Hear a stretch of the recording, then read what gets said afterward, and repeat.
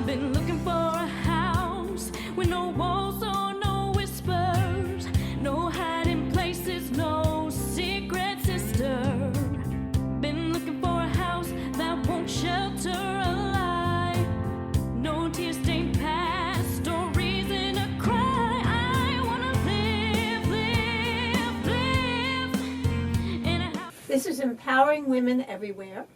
I am your host, Nan Gill, and today our guest is Latyna Humphrey.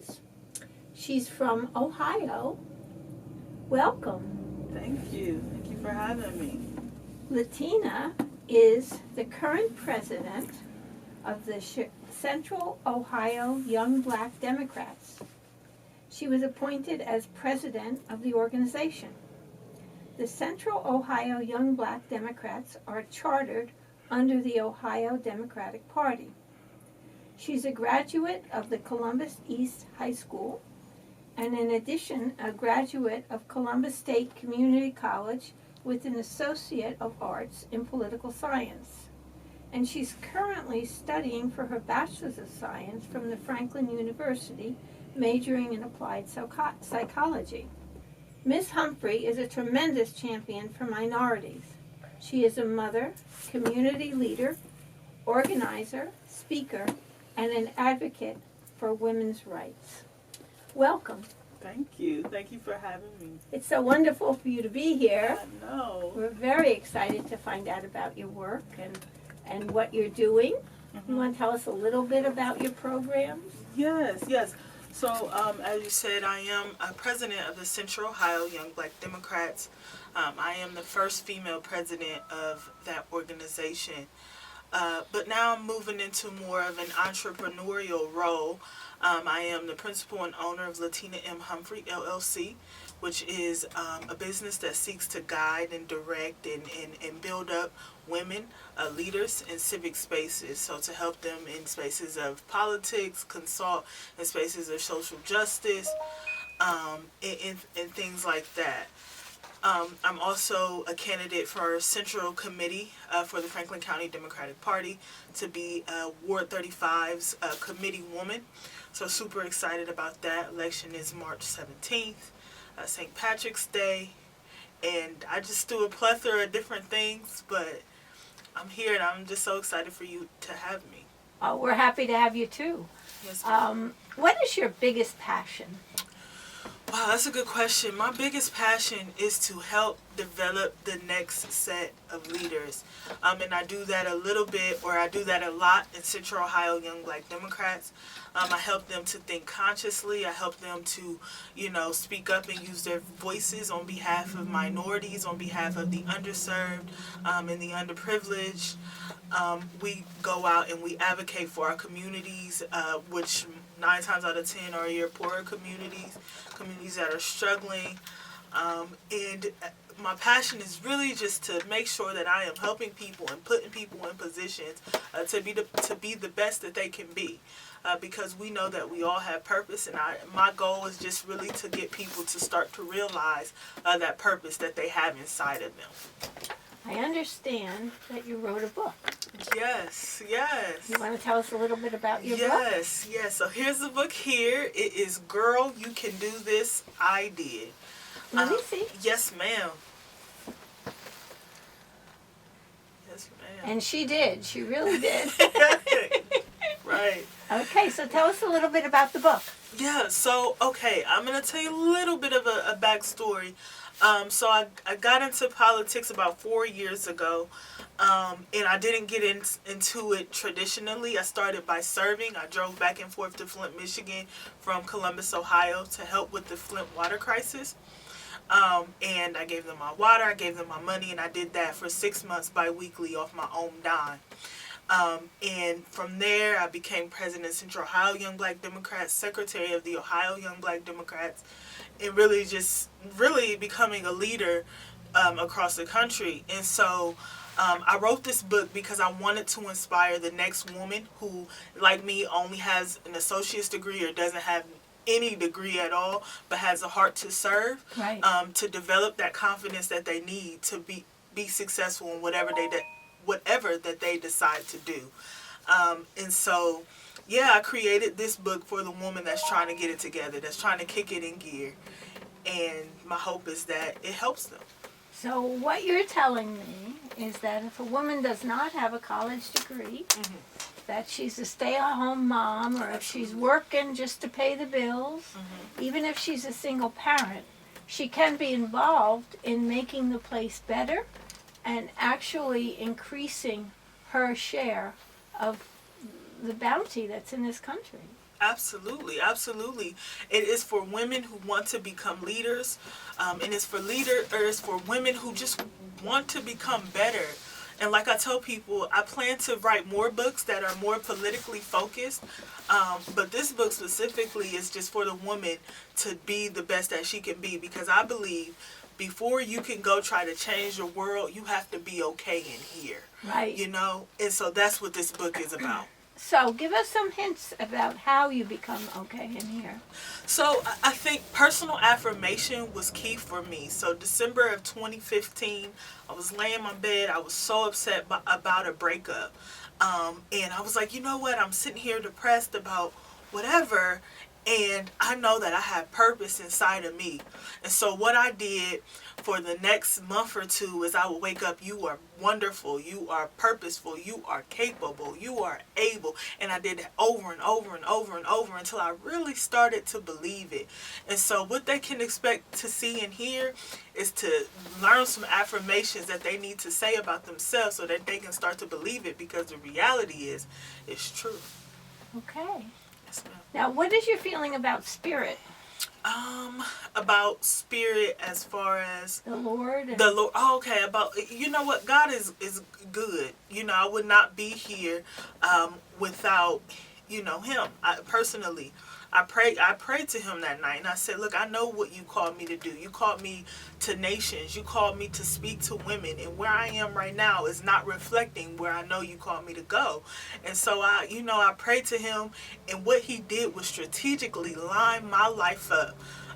So much so that I don't even recognize my life now in comparison to 4 years ago, because He has shifted, and it was all because I was obedient. I was not perfect, but I was obedient to what He said. Me, that I was purposeful and I was capable, and He told me to get up. He told me to get up from there and go do what I called you to do. And from that day, I ran for my life. That's how I came up. I said, you know what? There's an issue going on in Flint. Like, I could really help with this. Right. What I did was, and it was timing. God is so strategic. Oh, my Lord. Timing, because I had just got my tax return.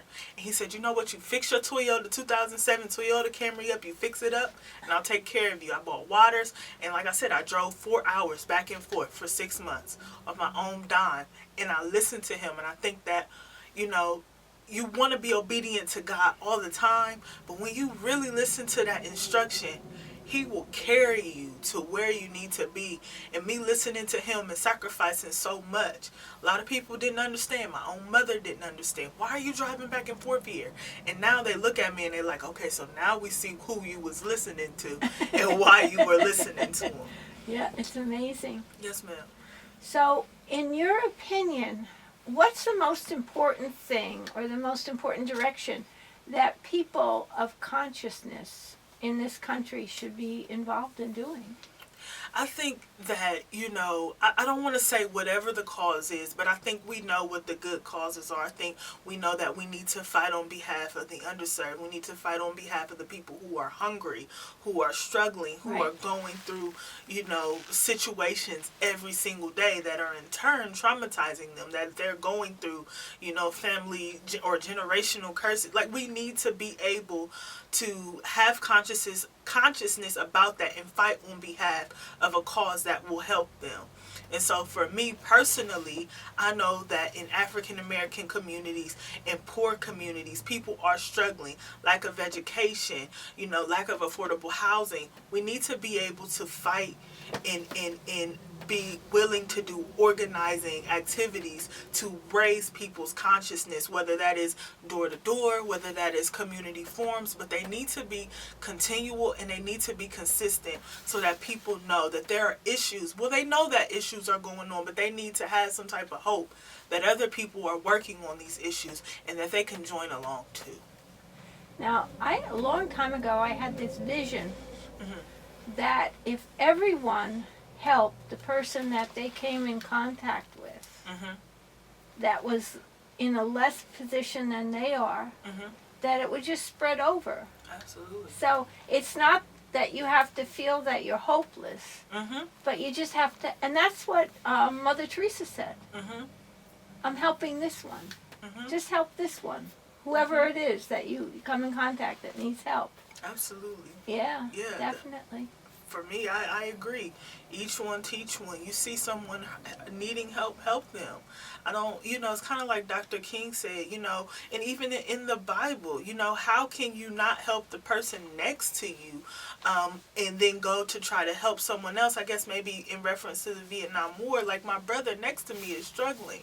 How can I go somewhere else?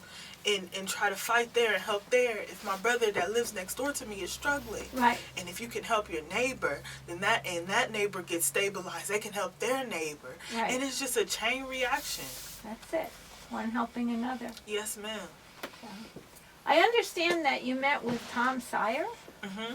Do you want to tell us a little bit about him and if you feel that his programs are sufficient? Yes, so I met with Tom in October. So my team and I and another organization in Columbus, we met with him. It was a last minute thing, but we run the organizations within the party, so they called and they said, hey, he would like to sit down and meet with you all. And so we talked about a lot of different things. We talked about, affordable housing, because that's just a real big thing going on in Ohio, and I'm sure everywhere. And we talked about the homicide rates that are climbing. I think safety is primary. Yeah, and so we talked about all of those things. What I will say about Mr. Steyer is that he has a wonderful team. My hope is that, he becomes more clear on the policies that he wants to implement. And this is not a hit on Mr. Steyer. I think that he's a wonderful person. And I enjoy, having that conversation and having that dialogue with him.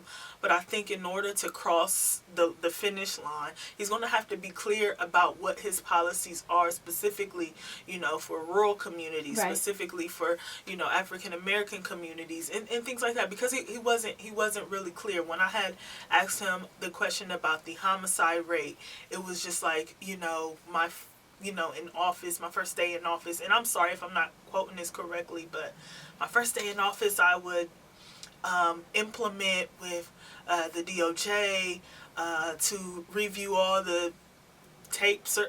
It just wasn't clear to me. Right. I'll be honest. And He I has have to be say more that. clear. He has to be more clear. Yeah. Yes. For women, what do you think are the most important issues? Reproductive rights. I think reproductive rights, it's not the only issue, but reproductive rights is a big thing. We want to be able to control our bodies and make decisions with our bodies. And not to just push this on men, but men are able to make decisions for themselves, and we should be able to do the same thing as well. And it's not rocket science. I believe a couple of days ago, it was the 43rd, or it was the anniversary of Roe v. Wade, and it's just disturbing that we're still fighting that fight to protect Roe v. Wade. Also, I think another thing that is important to talk about is, the income inequalities, the income inequity. White women in comparison to white men only make 75 cents on the dollar. Black women only make 65 cents on the dollar. Your Hispanic women only make 59 cents on the dollar in comparison to white men, and it's not fair. And those are inequities in every sense. In comparison to the white man, black women in comparison to white women, and then your Hispanic women in comparison to black women and white women. It's a problem, and it needs to be addressed. Well, I have my own feeling about reproductive rights. Mm-hmm. I think with the DNA testing that we have now, Mm-hmm. we should be able to establish who the father is of a Mm-hmm. child, Mm-hmm. and we should hold him responsible to support the Mm-hmm. woman and the child as that child grows up. And I think if that was the case, women wouldn't be in a situation where they wouldn't be able to afford to take care of the children that they were impregnated with by the man. Yeah, no, you know what, I think that that's a good point personally. I think that, you know, if I were in that situation, I'm not sure that I would, you know, go through with an abortion or something like that. That's me personally. But I still think that women have a right to make decisions. I think everyone has a right to make decisions in anything that they do. But personally, for me, I am a Christian, and I don't know if that's something that I could do, but I can understand, you know, why people do it. And I think in everything that we do, we have choices.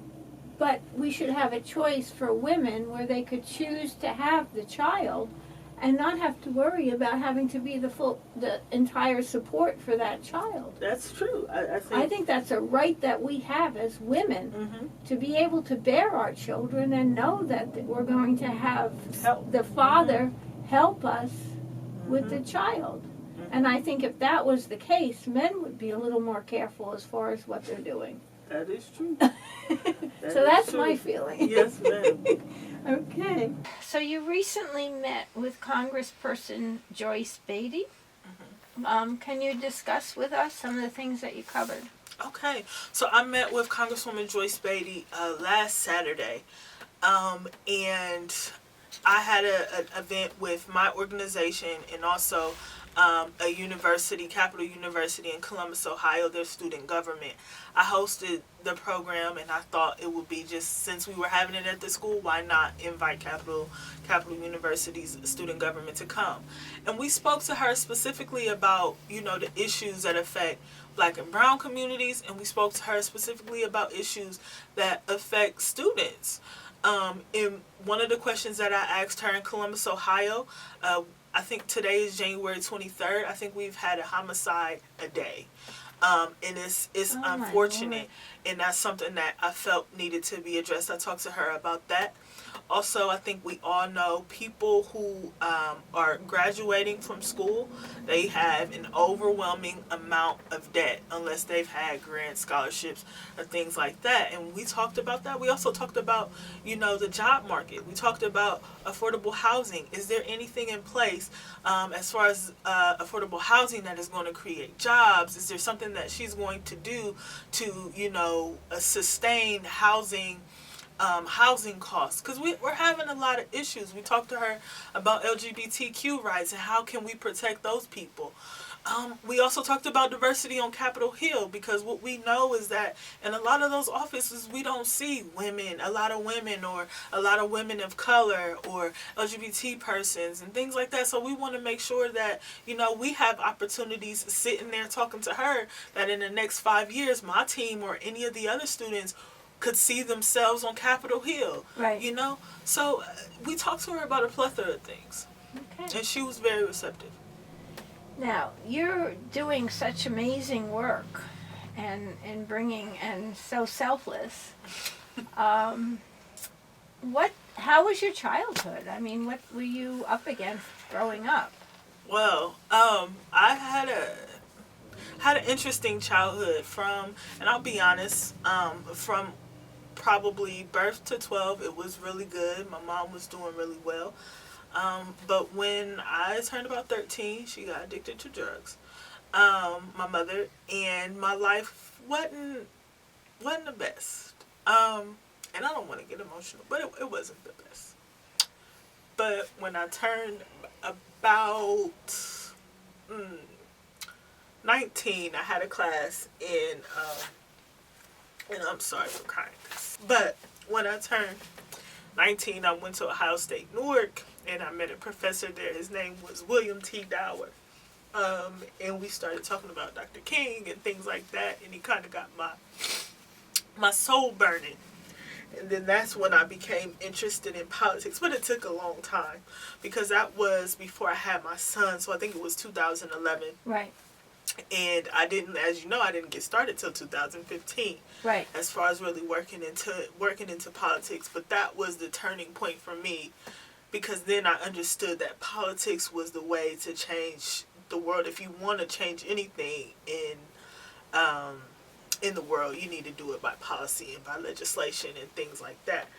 So Childhood was pretty good until 12, 13 to about 18. It wasn't the best, but thank God that I knew. One thing my mom did instill, and I would be remiss if I didn't say this, despite her mess ups, she always let me know that I was able and I was capable and I was called to do great things. And so whether she was doing the right thing or not, she had a demand on me to be the best that I could be. And thank God she's not there now, and she's amazing. Okay. So basically, from your life, we can see that whatever you're facing now, and that's why it's so important for everyone to reach out to someone that is going through a difficult time. Because that person, if you reach out to them, they can actually join hands with everybody else and move forward to making the world a better place. Yep. Which you are doing.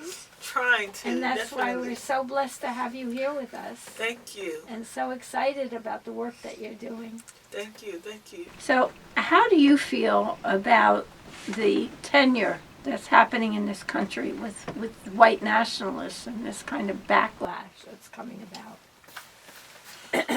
Okay, so I think that that's kind of deeply rooted.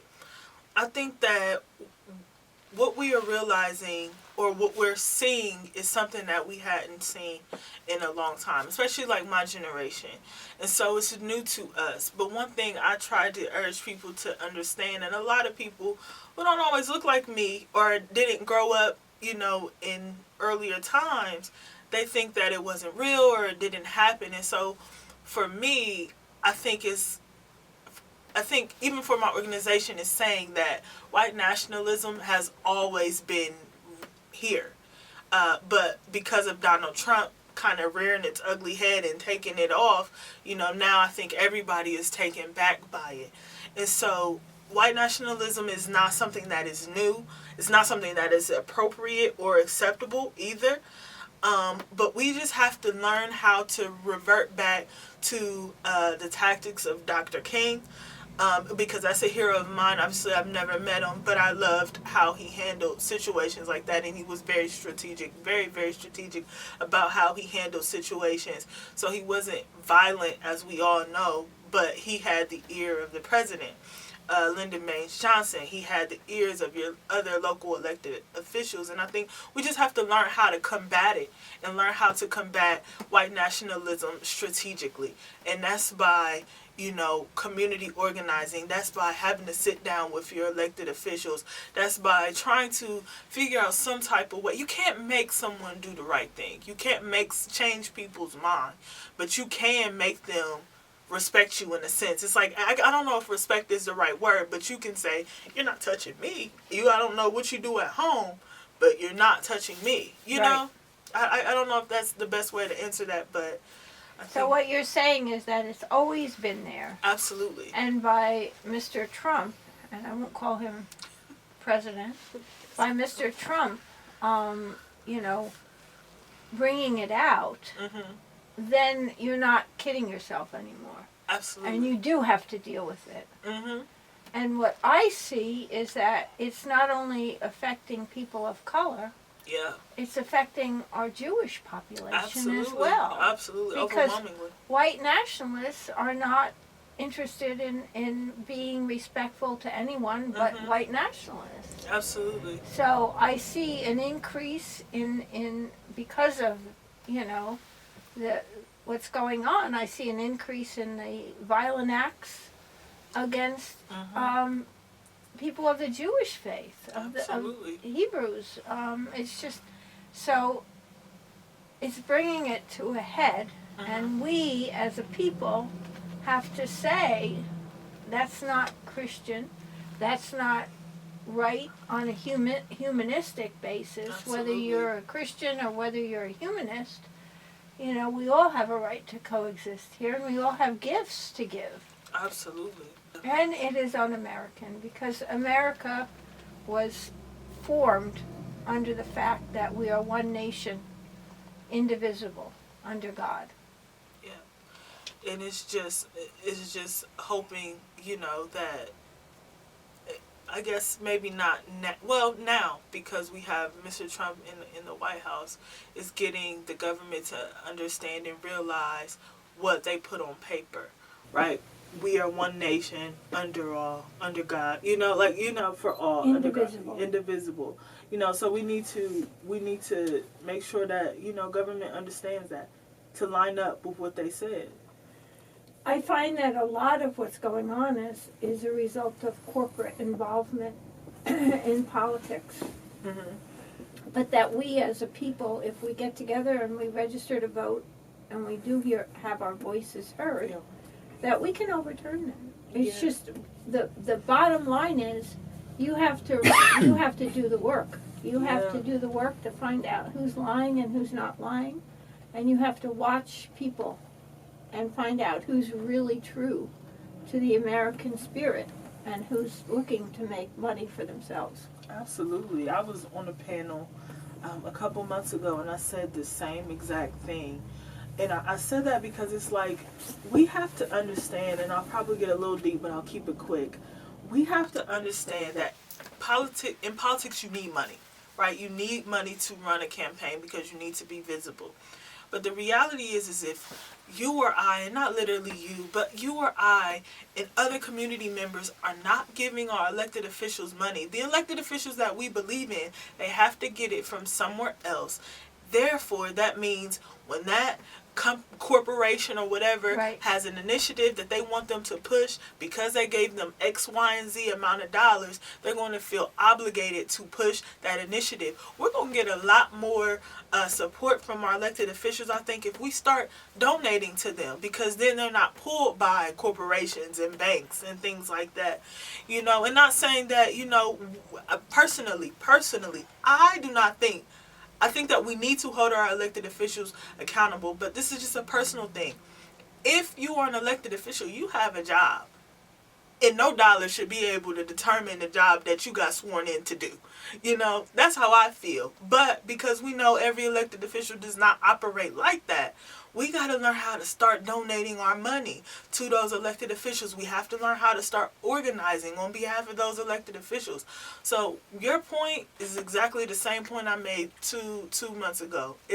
We got to start helping them, or else they're going to be controlled. Or we have to make it so that it's a level playing field. Absolutely, campaign reform. Exactly. So you can't take over, I don't know, $1,000 or something like that, right. But some of them are getting 200, 300, large. A lot of them are getting millions. Exactly. So, Latyna, thank you so much for coming. Latyna flew in from Columbus, Ohio to be with us today, and we truly appreciate you coming and filling us with all your wonderful things that you're doing and your vision for the future for the U.S. and all of the United States as citizens. Absolutely. Thank you so much, Nan. I appreciate you. Thank you. We appreciate you.